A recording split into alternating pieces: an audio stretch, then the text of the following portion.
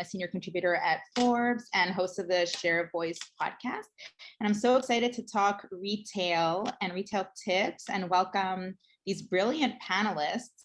So we have Dawn from Credo and Jessica from Bubble Goods, and Alex from Honey is joining us any minute. But I'll throw it to you guys if you can just give a quick intro about yourselves before we dive into retail. Sure. Hi, I'm Dawn Dobras. I'm the CEO of Credo Beauty. If you don't know about us, we're the largest clean beauty retailer in the United States. So we have 10 stores across the country and a thriving online business. We are really a candy store for clean beauty. So we represent over 130 clean beauty brands, most of them founded and run by women. Over 90% of them are founded and run by women. So I was just listening to that last speaker, Jamie, and she said, founders are my people. And I can only echo that here at Credo, as founders are our people. We're really trying to inspire this ecosystem of clean beauty founders and bring their voices and their products and their passion into a bigger market. I love that. And I'm also such a huge lover of Credo and everything you do. And Jessica, you and Credo, well, Bubble and Credo share a similar ethos. So if you can introduce yourself and what you guys do at Bubble. We do, yeah. I think on our prep call, I was like, we're kind of like Credo, but for food. So definitely resonate. It's a great way to, explain what we do. But we're an online marketplace for clean label food brands, and everything is shipped direct to consumer. So really all about a transparent and direct food system. So everyone who's making the food has a lot of ownership, obviously, in the supply chain and then that delivery. End to end with customers. We obviously facilitate and aggregate customers and a great experience, and all come together around, wanting to see the food space do a lot better. So everything listed doesn't contain refined sugars, dyes, gums, preservatives. It's truly a clean label food, ecosystem that we have. That's why we named ourselves Bubble. So everything that's kind of in Bubble, is vetted and verified by us. And we have about 400 brands nationally currently shipping, all shelf stable. And then later this year, we're getting into perishable foods and kind of expanding into full grocery, which is exciting. And yeah, have a lot coming down the pipeline. We're a super young company, just getting started. So yeah, very new kids on the block. I love that. So excited to dive into all the innovation that you're focusing on. So I'll start by first almost having a moment of gratitude for where we are today, because even in our prep call, we were discussing what a difference a year makes and how last year at around this time at FounderMade, and I mean, in the world, the narrative was all about how do we survive in retail, and it's online being such a heavy lift, and how do we survive? And today the conversation is how do we thrive, because the world, most of the world is open again. And in honor of this, I am wearing a dress and I am wearing makeup. So of course. So I wanted to start with you, Dawn, if we can get your thoughts on any trends or innovation in the retail world, especially with customers rushing back. And how you might be dealing with kind of the sense of urgency today. For sure. So look, 1 year ago around this time, I spoke at the same Discovery show, and it was the heart of a really low time for our country, for us as humans. Like, there was a lot going on, and particularly as retailers, our stores were shut. Our employees were scared. We were worried about surviving. And fast forward to today, where, COVID has impacted so many businesses, but Credo, and I also know Bubble, was probably more on the winner's side than the loser's side. And it gave people time and space to think about what is a more positive choice, whether it is in personal care, whether it is in food, to make a different choice about the types of products they used and their end impact, either on their bodies or on our planet and the sustainability. So now where we sit is people are rushing back into stores, and I can't tell you that my heart is growing 2 sizes every day when I look at our retail numbers, because while retail workers were not classified as first line workers, they really were throughout this pandemic. And I'm talking about everybody that worked in Walmart or Target or in Credo stores or wherever they were. They walked every single day and opened up stores, whether it was an unsafe time or whether they were personally nervous. And now customers are rushing back in. So it's so incredible, number one, to welcome those customers, but also think as a retailer, how should we do things differently? What things should we learn from this pandemic? And first of all, customers always king. So we're happy to have you back. And of course, there's a lot of safety procedures that we've put in place over the year that we think are important. But we took this time to really address our own sustainability. And what I mean by that is we've just banned single use in all Credo stores, which potentially flies a little bit in the face of some of the safety and sanitary measures that you saw during the pandemic, which, even masks, a lot of them are single use. But we listened to our customer and we heard that sustainability is so important to us. So we, on June 1st, banned all single use. We removed samples, the sample packets that you get at checkout. We launched, in collaboration with other retailers, the Pact Collective, which helps. It's buy beauty for beauty. Many of your beauty containers fall through the recycling system. And so it's to help recycle hard to recycle beauty products. So we took the opportunity to kind of dive into who we were and where we wanted to lead and what our customers wanted. And we're coming out the other side with a lot of innovation. I love that. So on a similar note, Jessica, Bubble came, as we mentioned before, Bubble came into the pandemic, a very fresh brand. I know you guys launched in 2019. So what were some of the key learnings that you experienced throughout this past year, and what's some of the innovation that you're focusing on as well? Yeah, Dawn was saying, we were, all a bit nervous. Oh my gosh, what's going to happen as a brand new company, ourselves kind of looking for, expanding our team, taking on investment. And as a new company, that was just not part of the picture. So anyone that was attempting that, any investment firm was looking to like really support their existing portfolio when the pandemic hit. And so we were like, oh my gosh, let's hold on tight. Like, we don't know what's going to happen. Which was a really scary time, with a young company that has like a big vision ahead of itself. And so, and I think a lot of people in our existing community at the time, brands that were, still testing with us, the first brands on the platform, everyone was nervous. And so what we saw, and I think too, what we didn't understand was that a lot of the brands in our community thought we were a much larger platform and company than we were. I headed into the pandemic, we were a tiny team of 3-4 people, pretty junior team actually set up. And so the biggest shift we saw was the amount of brands then rushing to get on Bubble, right? So if you were a restaurant in the food and beverage community, you were rushing to get on DoorDash and Seamless Web, right? And, support your business because you had no tables to seat anymore. And so you were really exploring that community. For the food CPG space, Bubble, if you were in the health food scene, was the place to go. And so our name got passed around. Like I said, we currently have about 400 brands live and shipping on the platform, but we amassed over this past year with COVID waitlist in the thousands. And so what we are now doing, we've kind of come out of that in a much stronger position through COVID, which is great. Food and beverage is extremely strong. Food and beverage innovation isn't, settling down at all. If anything, it has really ramped up, especially kind of along the lines of Credo.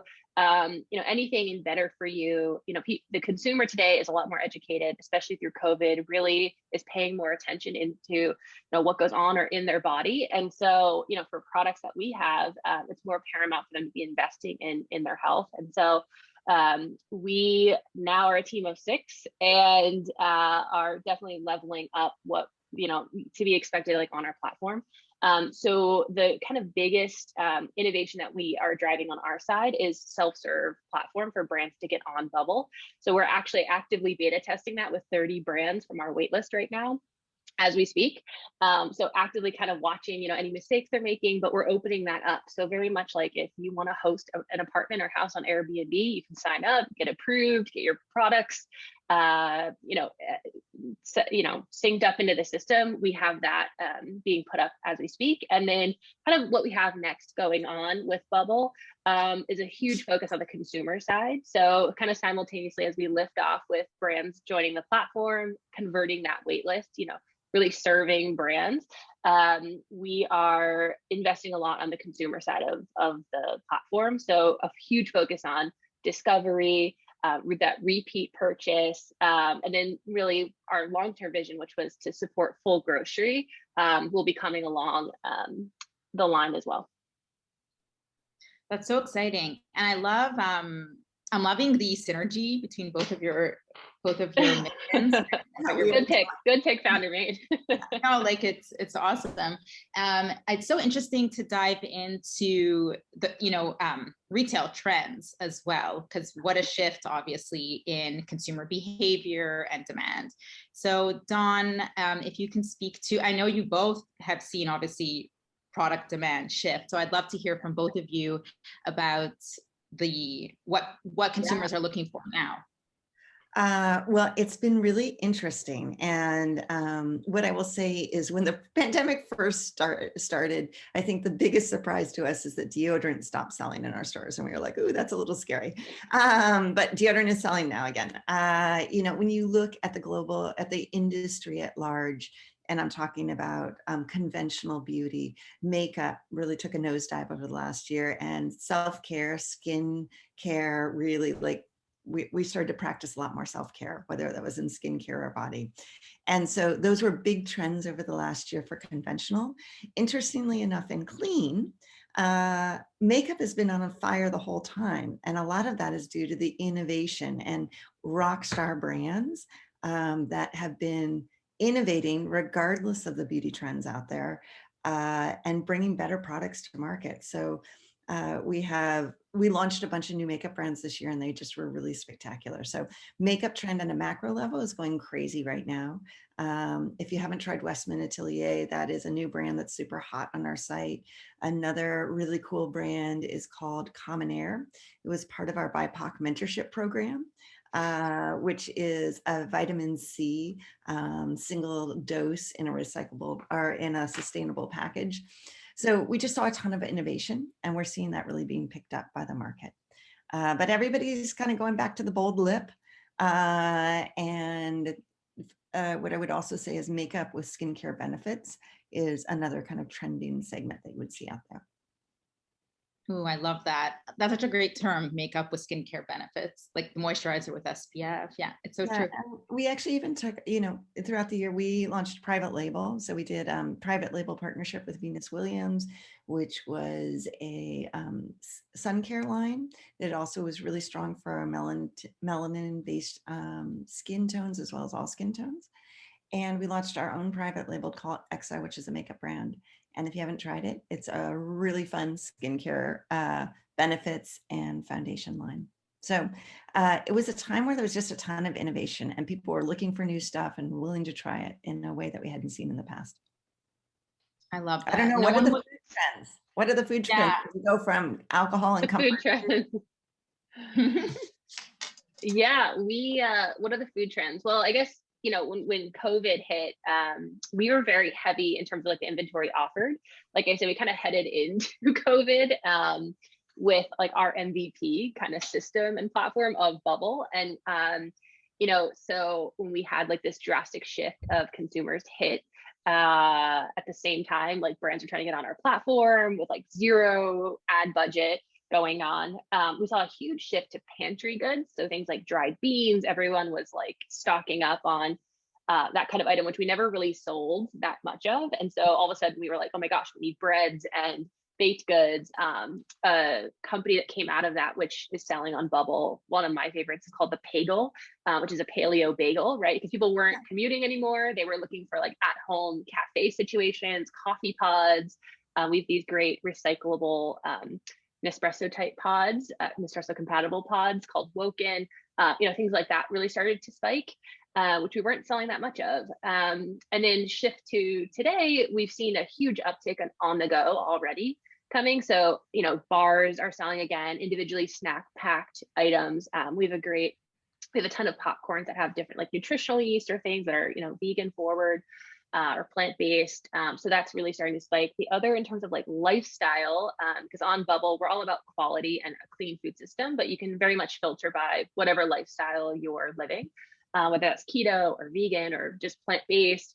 And we're going to be doing a lot more of that shopping experience moving forward. But keto is on the rise, and we think everyone's just trying to get like beach ready and, seeing other people ready. And so, that's interesting to see.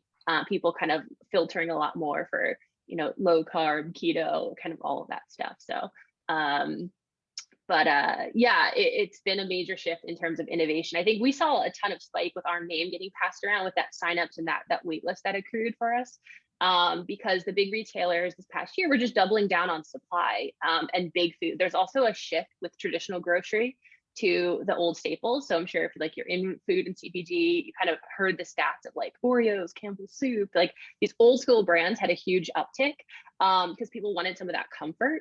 And so for everyone who was innovating heading into this past year, they didn't really have anywhere to go because the traditional grocery stores just kept those existing relationships. They weren't doing sampling, they weren't doing demos, they weren't taking on new brands for like risking shelf space. And so, all that trial headed into Bubble. So if anything, we paved the way for like a ton of innovative relationships. And most brands that sell on Bubble are small and medium-sized businesses that are really at a local level. So these are brands that you won't see anywhere else as a consumer. And for the brand, they're hopping on Bubble to kind of like go to market.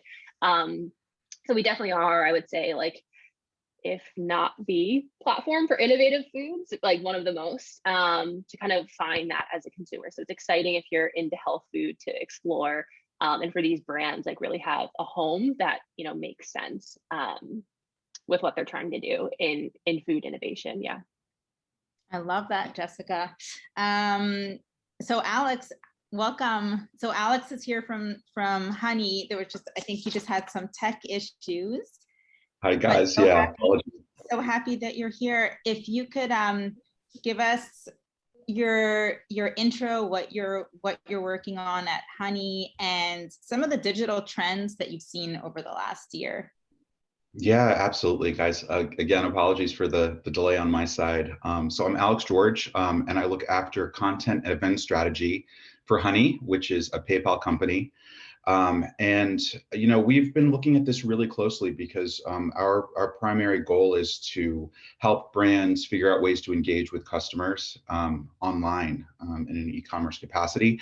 The primary trends that we've seen, there are three really big ones that stand out. The first one is pretty obvious, right? And apologies, this may have already been mentioned, but we know that e-commerce skyrocketed. Yeah, so as stores closed and people sheltered in place, e-commerce became the default shopping medium, leading to like soaring consumer adoption. Early in the pandemic, 92% of consumers that we surveyed said that they changed the way that they'd shopped. And we know that the total stat there in terms of revenue is that e-commerce sales were $791 billion in 2020, which was an increase of 32%. There's some other trends too I wanted to kind of go through really quickly as well. Value-driven shopping reigns now more than ever. We noticed that, as a result of a lot of people facing financial insecurity during the pandemic, but even people, quite frankly, who didn't necessarily face financial hardship, there was a doubling down on the process of shopping in a way where value would be provided, where deals would be offered. And so we saw that, for example, 67% of respondents in a survey that we conducted said that they felt less guilty making a purchase if they had found some sort of a deal. Now, it didn't need to be the best deal, just that they had found some sort of a deal. And then the third primary trend that we saw was that consumers really upended their past shopping behaviors and loyalties. And, this sort of works in tandem with trend one.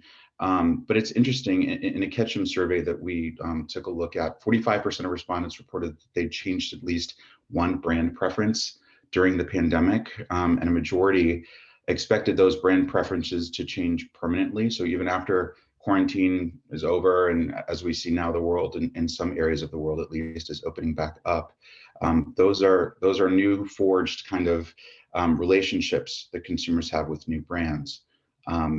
So yeah, those are three of the primary trends that we've seen. There are more, but I don't know how much time we have. So no, that's super insightful. Thank you. I wanted to ask each of you, the future is bright, the future is clean. What else would you say the future of retail looks like? If you can each let us know. One thing that we saw is actually, it wasn't that we saw, it's that what we're seeing as we re-enter is just a complete blending of omni-channel, right? We had so many customers learn how to shop online. I mean, look, my mom is even doing food delivery service at this point. So everybody learned new behaviors. And so even if you preferred to shop in stores, you've picked up these new skill sets. And so things that maybe were a little scary or a little bit more experimental before are now mainstream. So one example is live chat. We staff that with a company called Hero, which is like Uber for our sales associates. So that as you go on our site, everything is routed back to our very trained estheticians and makeup artists in our stores. And it's really a blurring of the customer service that you would expect in the store, but you're getting it online. And so these blurrings across these boundaries that, and I think it holds, even in food, like sometimes I'm ordering out, sometimes I'm picking up, sometimes I'm dining in, like we've blurred these behaviors because we learned a lot of new ones. And we definitely see that in beauty retailing. Beauty retailing tended pre-pandemic to be very dominated by the retail experience because you walked in, you wanted to sample, you wanted to get help. Like there was a high lift and bar for the service. And people are more comfortable getting that either through a virtual masterclass, which we didn't think would work.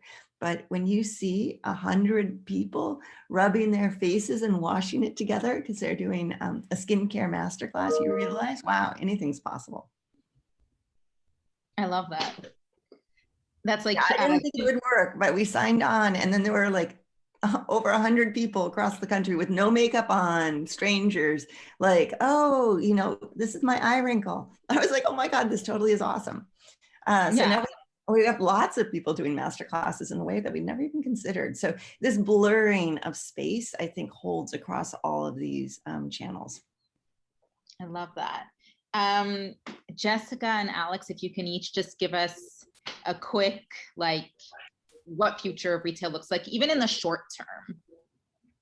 Yeah, I mean, for us, we believe that the future of food, particularly the entire industry, is about an independent, extremely diverse food system, right? And so we're coming in as that platform to support that. That's our goal.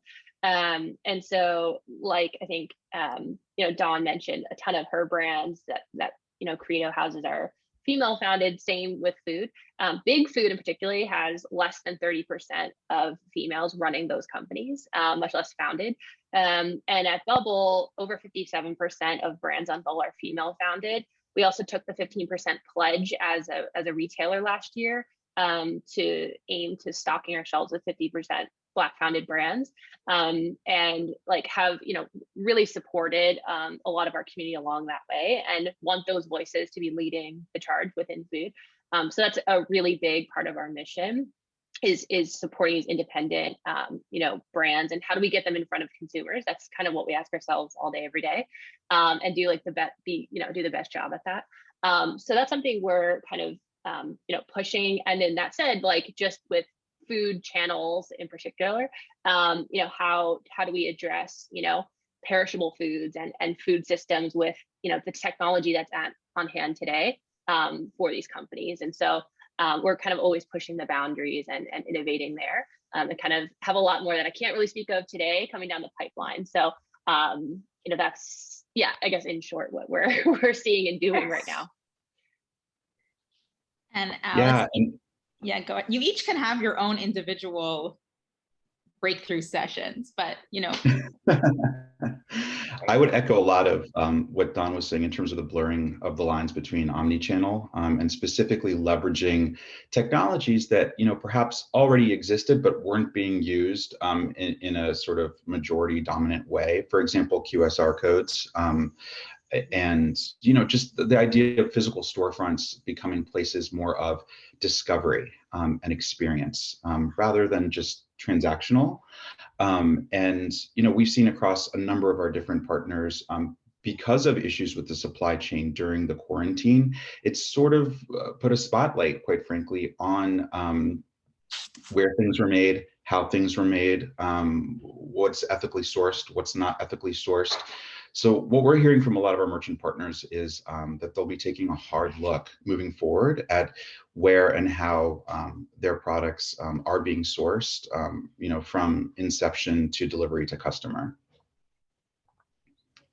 Amazing, love that. Thank you so much. We're out of time, but fingers crossed. Next Founder Made, this will be IRL in person. That would be great. I'd love to see more people. Yes. By the way, we can't wait to have you all back together, which is actually a great plug. For those of you listening, you will be in real life with us in June 2022. So stay tuned for that. In the meantime, though, thank you so much, Kareen, for leading us in such a great conversation. Alex, thank you so much for joining, and sorry for the technical issues. Jessica and Don, you are such an inspiration, and it's very cool to hear how you're pushing boundaries and staying connected to your community with master classes, which we're also hosting. So we absolutely appreciate that.